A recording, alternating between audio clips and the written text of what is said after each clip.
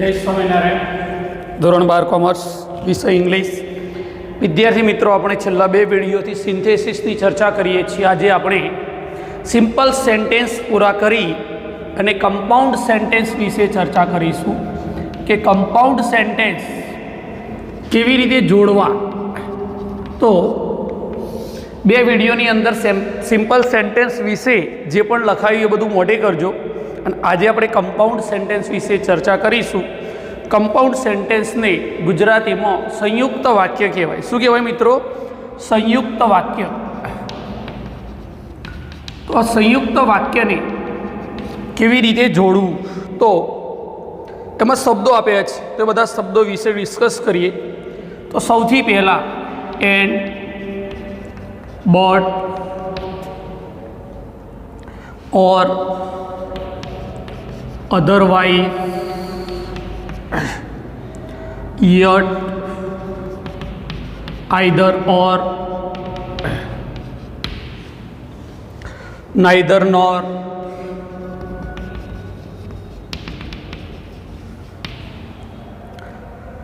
not only,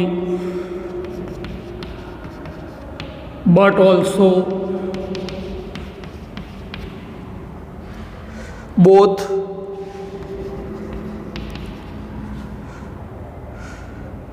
and,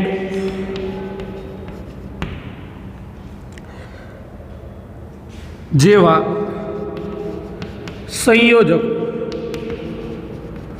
વડે જોડવા, આવા સંયોજકોનો આપણે ઉપયોગ કરીશું અને કમ્પાઉન્ડ વાક્યને જોડીશું. તો સૌથી પહેલાં આપણે એન્ડ શબ્દની ચર્ચા કરીએ.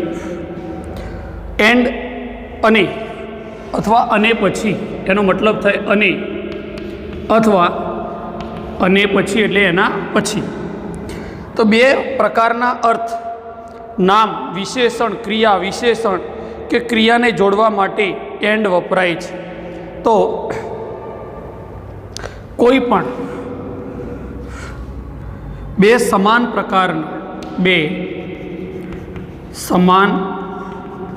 પ્રકારના અર્થ હોય,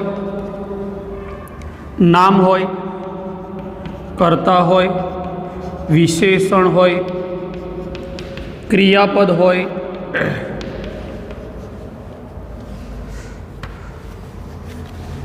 ક્રિયા વિશેષણ હોય,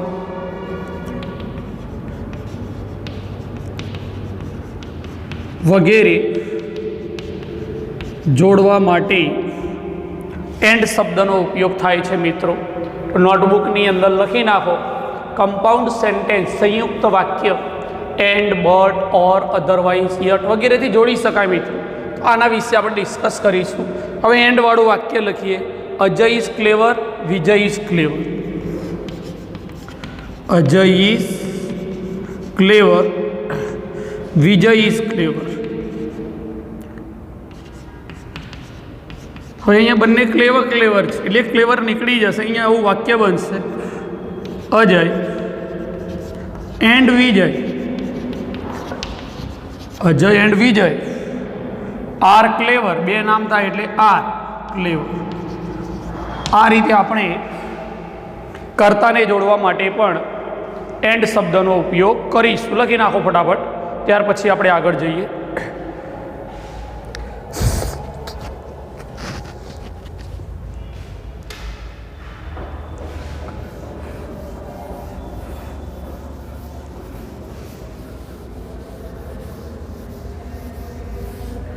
હવે મિત્રો, આપણે બીજું વાક્ય લઈએ.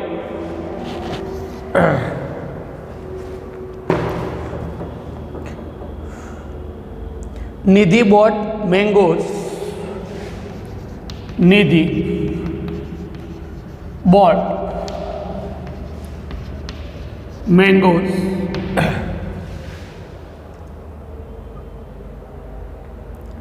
She bought grapes. She bought grapes. તો આપણે વાક્ય બનશે મિત્રો, નિધિ બોટ મેંગોઝ એન્ડ ગ્રેપ્સ. આ રીતે બે વાક્યને આપણે એક વાક્યમાં ટ્રાન્સફર કરી શકીએ છીએ, એટલે કે રૂપાંતર કરી શકીએ છીએ. તો આ રીતે આપણે એન્ડનો ઉપયોગ કરીશું અને જોશું કે બે સમાન અર્થ હોય ત્યારે આ રીતે એન્ડનો ઉપયોગ કરી શકાય. નંબર 2, બીજું લઈએ મિત્રો બટ, જેનો મતલબ થાય છે પણ અથવા પરંતુ, પરસ્પર વિરોધી ભાવ હોય ત્યારે. પરસ્પર એટલે એક વાક્ય ને બીજા વાક્ય વચ્ચે પરસ્પર વિરોધી ભાવ હોય. Mister Shah is rich. Number 1, mister Shah is rich. બીજું વાક્ય છે he is unhappy. He is unhappy. આ વાક્યમાં મિત્રો એક બાજુ રીચ છે, એક બાજુ અનહેપી, એ પરસ્પર વિરોધી ભાવ છે. Mister Shah is rich but કરી અને વાક્યને જોડવાનું છે. But he is unhappy. But he is unhappy. આ રીતે આપણે બટનો ઉપયોગ કરીશું પરસ્પર વિરોધી ભાવ માટે. બીજું લખીએ Sudha is thin, she is strong. Sudha is thin, she is strong. હવે લખીશું મિત્રો સુધા ઇઝ થીન એટલે પાતળી છે, બટ પણ સી ઇઝ સ્ટ્રોંગ, તે સ્ટ્રોંગ એટલે મજબૂત છે. લખી નાખો.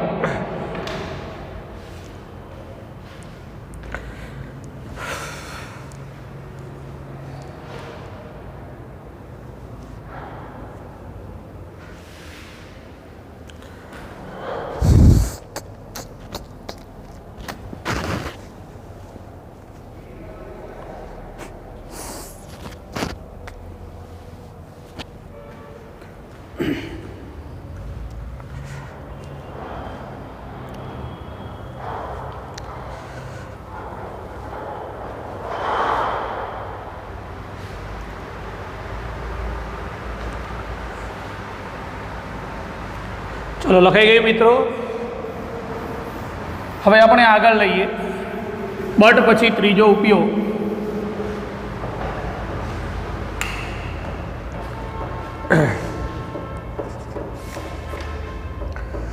ત્રીજો ઉપયોગ છે ઓર અથવા અધરવાઇઝ.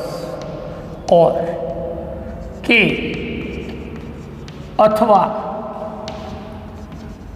અધરવાઇઝ એટલે નહીં તો. આ રીતે એના અર્થ થાય છે. હવે નંબર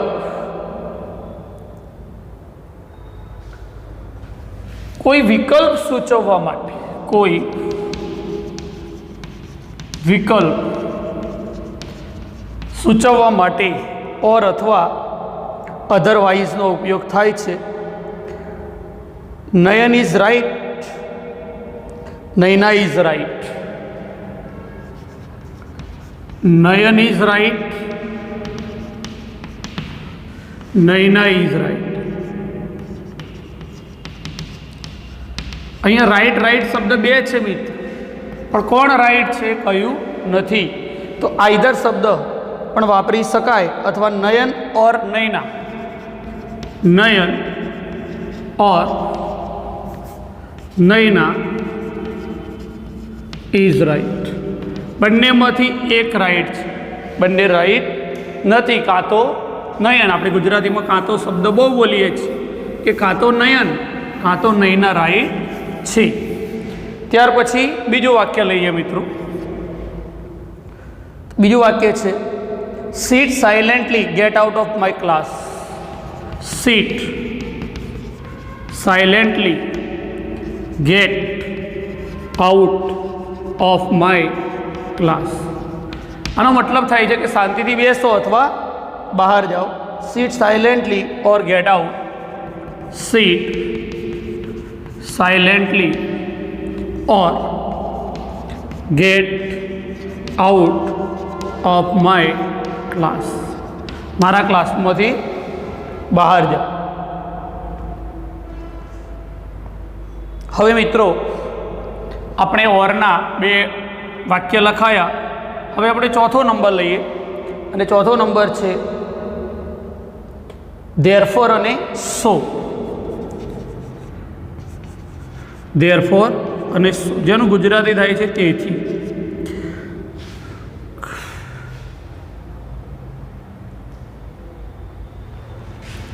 પ્રથમ વાક્યનું પરિણામ દર્શાવવા. હું શાળાએ ગયો નથી કારણ કે હું બીમાર હતો. હું બીમાર હતો તેથી શાળાએ ગયો નથી. આ રીતે વાક્ય આવશે.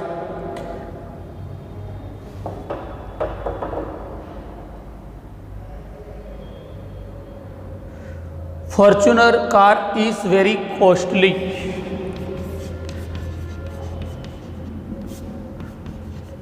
Fortuner car is very costly. I will not buy it. I will not buy it. આવું વાક્ય છે ને ધેરફોર અથવા સો વડે જોડવાનું છે. Fortuner car is very costly.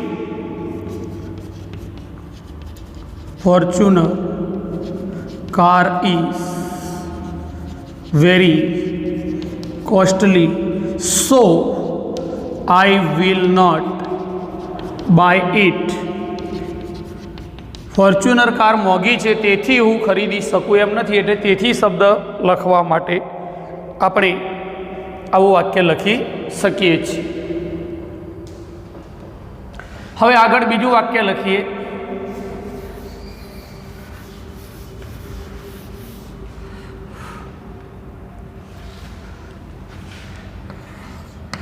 I was ill. I did not go out. I was ill. હું બીમાર હતો તેથી. So I did not go out. તેથી હું બહાર ગયો નથી. આ રીતે આપણી જાતે જ આપણે વાક્ય બનાવી અને લખી શકીએ અને આ રીતે આપણે ધેરફોર અને સોનો ઉપયોગ શીખી શકીએ છીએ. આમાં બીકોઝ પણ આવે વાપરવું હોય તો બીકોઝનું પણ એક વાક્ય લખાવી દો. પાંચમો પ્રકાર બીકોઝ એટલે કારણ કે. આ જ વાક્ય લઈએ.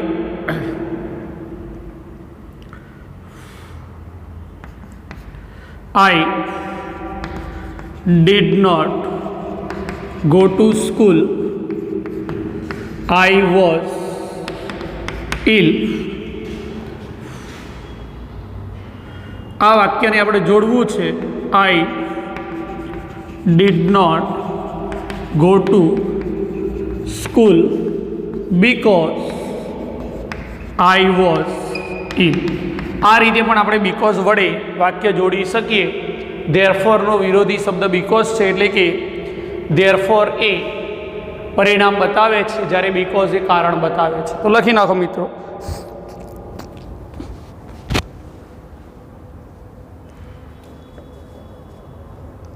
ત્યાર પછી છઠ્ઠો પ્રકાર લઈએ મિત્રો. આઈધર ઓર. બેમાંથી કોઈ પણ એક ઓપ્શન પસંદ કરવા માટે. Number 1 Maheshbhai drink coffee. he drink tea. હવે વાક્ય લખીએ. મહેશભાઈ drinks either coffee or tea. Coffee અથવા ટીને છૂટા પાડવા માટે મિત્રો આપણે આઈધર ઓરનો ઉપયોગ કરી શકીએ છીએ. મહેશભાઈ કોફી પીવે છે, મહેશભાઈ ચા પીવે છે, એટલે મહેશભાઈ ડ્રિંક્સ આઈધર કોફી ઓર ટી. આવું વાક્ય આપણે લખી શકીએ છીએ। આનો બીજો એક શબ્દ છે નેગેટિવ, જે લઈ લઈએ નાઈધર નોર, પછી બાકીના શબ્દો નેક્સ્ટ વિડીયોમાં લઈશું। એક વાક્ય હજુ લખી લો, નાઈધર નોર, નાઈધર નોર, બેમાંથી એક પણ નહીં। આ મહેશભાઈ વાળું જ વાક્ય લઈએ એટલે ખ્યાલ આવશે તમને। Maheshbhai does not drink coffee, he does not drink tea। Maheshbhai ચા પીતા નથી, મહેશભાઈ કોફી પીતા નથી, આપણે લખીશું મહેશભાઈ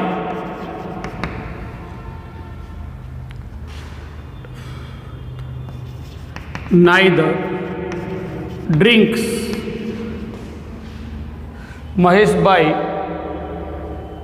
neither drinks coffee nor tea। ચા કે કોફી પીતા બંનેમાંથી એક પણ પીતા નથી। મહેશભાઈ ડ્રિંક્સ આ રીતે પણ લખી શકાય। બીજી રીતે લખવું હોય તો મહેશભાઈ ડ્રિંક્સ નાઈધર કોફી નોર ટી, આ રીતે પણ લખી શકશો। નાઈધર શબ્દ આગળ લગાવશો તો તમને ફાયદો જલ્દી થશે। હવે મિત્રો આ રીતે આપણે આગળ but also, not only but also ચલાવશું। સ્ટીલ આવશે, બીજા અમુક ઉપયોગો આવશે એ નેક્સ્ટ વિડીયોમાં ચલાવશું। જય સ્વામિનારાયણ।